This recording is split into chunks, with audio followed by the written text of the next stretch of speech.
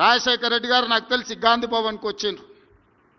అక్కడి సమావేశంలో వారు ఒక మాట ఇచ్చారు, ఇక నా జీవితంలో ఎలాంటి ఆశయాలు లేవు, నా జీవిత ఆశయం రాహుల్ గాంధీ గారిని దేశ ప్రధానమంత్రిని చెయ్యడము అని చెప్పారు.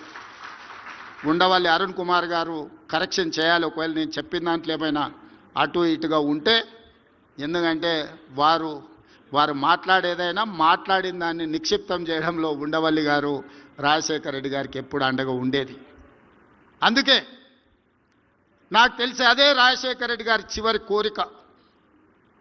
ఆ చివరి కోరిక నేను వైఎస్ షర్మిల గారు, డాక్టర్ కేవీ రామచంద్రరావు గారు, రఘువీరారెడ్డి గారు, అదేవిధంగా ఇక్కడ ఉన్న పెద్దలందరం రాజశేఖర రెడ్డి గారి చివరి కోరిక అయిన రాహుల్ గాంధీ గారిని దేశానికి ప్రధానమంత్రిని చేసే వరకు విశ్రమించబోము.